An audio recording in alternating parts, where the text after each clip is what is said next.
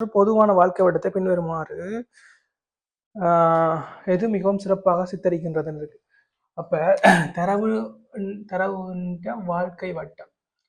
எங்களுக்கு முதலே நான் தெரியும் தரவோட வாழ்க்கை வட்டம் என்னன்றது. தரவு ஒன்று உருவாக்கப்பட்டு பேணப்பட்டு அது வந்து தேவையில்லாத அழிக்கப்பட்டு திரும்ப உருவாக்கப்பட்டது. இந்த கேள்விப்படி ஒரு 5 நிலை தந்திருக்குது எங்களுக்கு.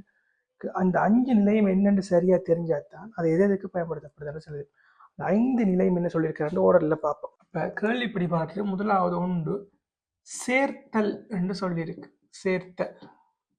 சேர்த்தல் என்றா என்னண்டா, சேர்த்தல்ன்றது ஒன்றும் இல்லை, பல்வேறு இடங்கள்ல இருந்து தரவு வந்து சேகரிக்கப்படுறது. உதாரணமா ஃபோம் படிவங்கள், மற்றது வந்து அப்படி அந்த எங்கெங்க இருந்து தரவுல நாங்கள் பெற்றுக்கொள்ளாமோ அங்கிருந்து எல்லாமே எடுத்துக்கொள்ளப்படுறது. அப்ப இது எங்க என்ன சொல்றதுண்டா, இப்ப நாங்க எங்கெங்க தரவு ஒரு மாணவர் பள்ளிக்கூடத்துக்கு சேரைக்குள்ள வர்ற விவரங்கள் அந்த படிவத்துல இருந்து எடுத்துக்கொள்றது, ஆன்லைன் படிவங்கள்ல இருந்து எடுத்துக்கொள்றது, சென்சர் டீட்டெயில்ஸ்ல இருந்து எடுத்துக்கொள்றது, இப்படி என்னெல்லாமோ மற்ற சர்வே ஃபார்ம்கள், கணக்கெடுப்பு ஃபார்ம்கள் இப்படி எல்லாம் அனுப்பி அதுல இருந்து தரவு எடுத்துக்கொள்றது. அப்ப சேர்த்தல்ன்றது வந்து கலெக்ஷன். சேர்த்தல்ன்றது கலெக்ஷன், கலெக்ட் பண்ணி கொள்றது, தரவு ஒவ்வொரு இடங்கள்ல இருந்து சேர்த்து கொள்றது, அதுதான் சேர்த்தல். அப்ப இதுதான் முதலாவது ஸ்டெப். அப்போ ஒரு தரவு வாழ்க்கை வட்டத்துக்குள்ள இப்ப இங்க என்னென்னு பார்த்தோம்னா, ஃபர்ஸ்ட் தரவு எல்லாத்தையுமே கலெக்ட் பண்ணி எடுத்துடணும், சேர்த்து வச்சிடணும். உதாரணம் பார்த்தா ஒரு பள்ளி மாணவர் பெயர், முகவரி, வயது இதெல்லாமே ஒரு தரவை எடுத்துக்கொள்றோம். இப்ப இங்க சேர்த்தல்ன்றது வந்து இங்க தரவை எடுத்துக்கொள்றது. ரெண்டாவது வந்து முறை வழிப்படுத்தல்.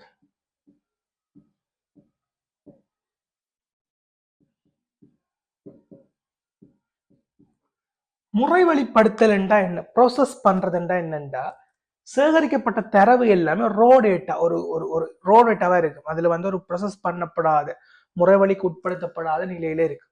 இது எல்லாத்தையும் பயன்படுத்தி அதை ஒரு ப்ரோசஸுக்கு கொண்டாடுது. உதாரணமா ஒரு மாணவன் பெற்ற புள்ளிகளை கணனிக்கு உள்ளீடு செய்து அதை முறைவழிப்படுத்தி அந்த மாணவன் டோட்டல் என்ன, மொத்த புள்ளி என்ன என்றதை காண்றது. அப்ப அங்க ஒரு ப்ராசஸிங், முறை வழிப்படுத்தல் நடைபெறுது.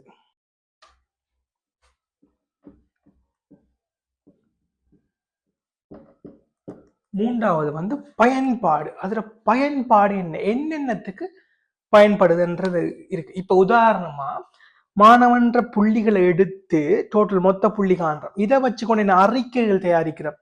உதாரணமா மாணவனோட ரிப்போர்ட் கார்டு வந்து தயாரிக்கிறோம். ஒரு புள்ளி எடுத்து மொத்தத்தை கண்டு அதோட பயன்பாடு என்ன, அவருக்கு ஒரு ரிப்போர்ட் கார்டை வழங்குறோம்.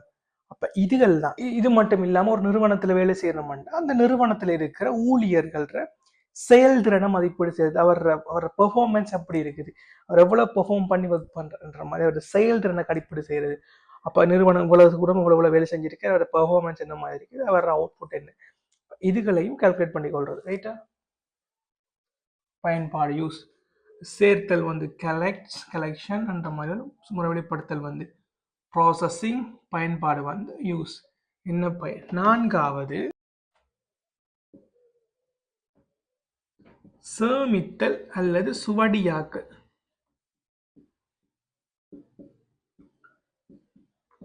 சேமித்தல் அல்லது சுவடியாக்கல், ஸ்டோரேஜ் என்று சொல்லுவோம். ஸ்டோரேஜ் அல்லது ஆர்கைவிங். இப்ப எதிர்கால தேவைகளுக்காக அப்படி என்ன செய்யறது, பயன்படுது. அடுத்த சேமித்தல சுவடியாக்கல். இப்ப எங்கட எதிர்கால தேவை, அங்க செய்யப்பட்ட தரவில், உருவாக்கப்பட்ட தரவில், முறைப்படுத்தப்பட்ட தரவில், பயன்படுத்தப்பட்ட தரவு என்னவா இருந்தாலுமே இப்ப அதுட்டு எதிர்கால தேவையை தருவி ஒரு இடங்கள்ல சேமிக்கிற. உதாரணமா இப்ப நாங்க பார்த்தோம் எங்கெங்க சேமிப்பு நடக்கும். இப்ப நாங்க வந்து சேமிக்கிறது வந்து என்ன, கம்ப்யூட்டர்ல சாதாரணமா எப்படி சேர்த்து வைக்கிறாங்க, ஹார்ட் டிஸ்க் அல்லது பென் டிரைவ் அல்லது கம்ப்யூட்டர்ல ஹார்ட் டிஸ்க்ல சேர்ந்து வச்சிருப்போம், இல்லை சிடியில சேமித்து வச்சிருக்கலாம், பென் டிரைவ்ல சேமிச்சு வச்சிருக்கலாம். இது ஒரு வழியில சேமித்து வச்சிருக்கலாம். அல்லது தரவுத்தல டேட்டாபேஸ் ஒன்றுல சேமிச்சு வச்சிருக்கிறது. அல்லது இப்ப பிரபல்யமா கிளவுட்ன்றது வந்து பயன்படுத்தப்படுது. கிளவுட், இது பற்றி என்னன்னு சொல்றேன். கிளவுட் கம்ப்யூட்டிங், முகில்கரணி என்றது. கிளவுட்ன்றது இப்போ எங்கட கையில இருக்காது. இப்ப சாதாரணமா எங்கள்கிட்ட ஒரு கம்ப்யூட்டர் இருக்குதுன்றா, ஒரு கம்ப்யூட்டர் இருக்குது, இந்த கம்ப்யூட்டர்ல நாங்க வந்து எங்களோட போட்டோஸ் எல்லாத்தையும் சேவ் பண்ணி வச்சிருக்கோம். போட்டோஸ் எல்லாமே இந்த கம்ப்யூட்டர்ல இருக்குது. இது எல்லாமே எங்கட கையில இருக்குது, எங்கள்கிட்ட இருக்குது. அப்ப இது அழிஞ்ச இது நாங்கள் அழிச்சாலோ இல்லை எதுவும் செய்து அடைஞ்சாலோ எங்கள்கிட்ட உள்ளது அழிந்து போயிடும். கிளவுடுற டெக்னாலஜி ஃபோட்டோஸ் எங்கள்கிட்ட இருக்காது, நேரடியாக கிளவுடுன்ற ஒன்று ஏதாவது நிறுவனம் ஒன்று ப்ரொவைட் வழங்கி இருக்கும். ஏதாவது ஒரு இடங்கள் இதில் நாங்கள் வச்சிருக்கிறது ஒரு இடம் தரும், ஒரு 1 TB ஸ்டோரேஜ் அல்லது 512 GB ஸ்டோரேஜ் உண்டு, அல்லது எங்களுக்கு தேவையான ஸ்டோரேஜ் நாங்கள் காசு கொடுத்து வாங்கலாம். அதுக்கான ஸ்டோரேஜில் நாங்கள் வந்து என்னத்தை ஃபோட்டோஸையோ அல்லது வீடியோஸையோ அல்லது நோட்ஸோ என்னவோ அதில் நாங்கள் வச்சிருக்கலாம். அவங்க பாதுகாப்பு எங்களால் தரப்படும். அப்போ எங்களுக்கான சேமிப்பு தேவையில்லை, நாங்கள் சேமிக்க வேண்டியதில்லை, நாங்கள் பாதுகாக்க வேண்டியதில்லை.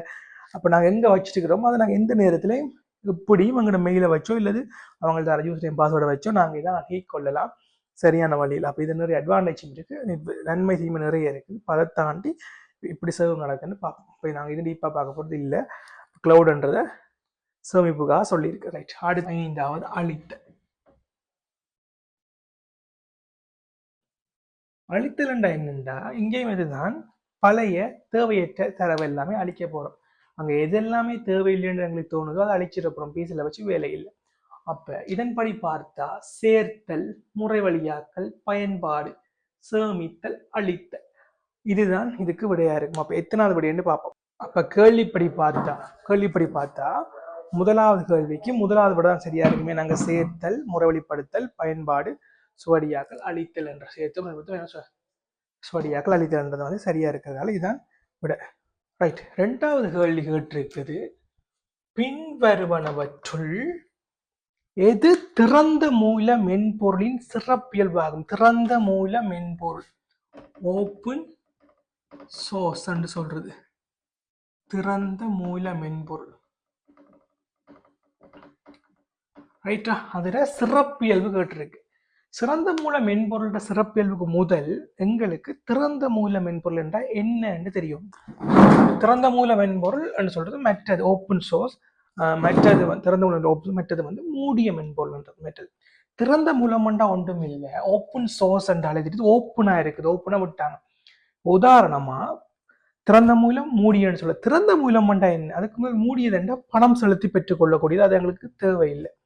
திறந்த மூலம் ஓப்பன் சோர்ஸ் என்றா இப்ப என்னண்டா ஒரு மென்பொருளை உற்பத்தி செய்கிறவர், அது ஒரு நிறுவனமோ அல்லது ஒரு தனிநபரோ இல்லை ஒரு டீமோ யாரெண்டாலுமே ஒரு மென்பொருளை உருவாக்கல. ஒரு மென்பொருள்ன்றது என்ன, சாஃப்ட்வேர்ன்றது என்ன, மென்பொருள் என்றா நிறைய மென்பொருள் இருக்கு. இப்போ நாங்கள் பயன்படுத்தப்படுற கேம்ஸ், கம்ப்யூட்டர்ல இருக்கிற MS Word, MS Office, Microsoft Excel, எதெண்டாலுமே ஒரு மென்பொருள். நாங்கள் பயன்படுத்தப்படுற விண்டோஸ், அதுவும் ஒரு மென்பொருள், என்ன பணி செயல்முறை, அது பிறகு பார்ப்போம். அப்படி ஏதாவது ஒரு மென்பொருளை உருவாக்குறவர் அந்த மென்பொருளை ஃப்ரீயா கொடுக்குறது, சோர்ஸ் கோட்னு சொல்றது, அதுல ஃபைல்ஸ் எல்லாமே ஃப்ரீ.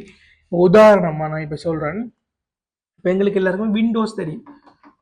விண்டோஸ் வந்து இது திறந்த மூலம் இல்லை, இது ஒரு மூடிய மென்பொருள். ஏனென்றா இந்த விண்டோஸை நாங்கள் பணம் செலுத்தி தான் பெற்றுக்கொள்ளக்கூடியதா இருக்கும்.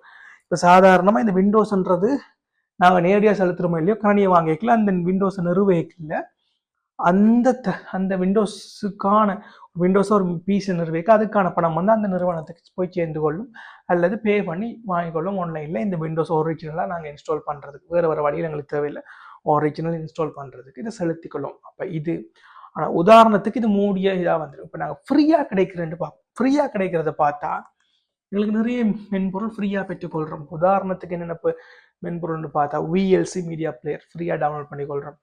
இதை தாண்டி நிறைய மென்பொருள் நாங்கள் ஃப்ரீயாக games and chess board games இருக்குது. அதை தாண்டி நிறைய மென்பொருள் இப்போ இதில் விண்டோஸ் சொன்ன மாதிரி உபுந்து, ஃபெடோரா, லினக்ஸ் எல்லாம் சொல்லி நிறைய மென்பொருள், இதை தாண்டி நிறைய மென்பொருள் ஃப்ரீயாக இருக்குது. அப்போ ஏதாவது உண்டு. இப்போ நான் ஈஸி விளக்கத்துக்காக நான் சொல்கிறேன், இந்த மென்பொருள் இப்போ எங்களுக்கு அதிகமாக தெரிஞ்சது கூடுதலாக எல்லாருமே நான் வந்து ஒரு செஸ் போர்ட் கேம், செஸ் என்ற ஒரு கேம் உருவாக்கிட்டேன். அந்த செஸ் என்ற ஒரு கேம் உருவாக்கிட்டேன். இதை என்னது ஒரு மென்பொருள். இந்த மென்பொருளை எல்லாருக்கும் நாங்கள் பயன்படுத்த கொடுத்து கொள்ளலாம். ஆனால் இதை உருவாக்கிட்டு இதுக்கு ஒரு பேமெண்ட்டும் இல்லாமல் இப்போ செஸ்ன்னு சொல்லி உருவாக்கியிருக்கேன். இதில் 10 லெவல்லாம் இருக்கு. இந்த செஸ்ஸில் 10 லெவல் வரைக்கும் நான் உருவாக்கி விட்டுட்டு போயிட்டேன். இந்த செஸ்ஸை உருவாக்கிட்டு இதுக்கான சோர்ஸ் கோட், இதில் ஃபைல், இதில் கோடிங் ஃபைல் எல்லாமே, சோர்ஸ் கோட் எல்லாமே ஃப்ரீயாக நெட்டில் போட்டுட்டேன். அப்போ இந்த சோர்ஸ் கோடை நீங்கள் யாரோ எக்ஸ் என்ன நபரோ அல்லது Y என்ன நபரோ இந்த சோர்ஸ் கோடை எடுத்து இதை அப்டேட் பண்ணலாம், மோடிஃபை பண்ணலாம். இப்போ 10 லெவலுக்கு மேலே அவர் இன்னொரு 10 லெவல் ஆட் பண்ணி 20 லெவல் ஆட் பண்ணி விடலாம். அதை மாதிரி தான் இப்போ ஓப்பன் சோர்ஸ் திறந்த மூலம் பண்ணா ஒரு விதமான பணமும் இல்லை. அந்த சோர்ஸ் கோட் அந்த ஃபைலே டெவலப்மெண்ட் ஃபைலே இருக்கும் எங்கள் ஹைல. ஸோ அதை நாங்கள் மோடிஃபை பண்ணலாம், இல்லை அதில் சேஞ்சஸ் என்ன வேணாலும் அதை செஞ்சு கொள்ளலாம். அப்போ இதைத்தான் சொல்றது திறந்த மூல மென்பொருள். இப்போ இதில் கேட்டது திறந்த மூல மென்பொருள் சிறப்பியல்புகள் என்னென்று சொல்லி பார்ப்போம்.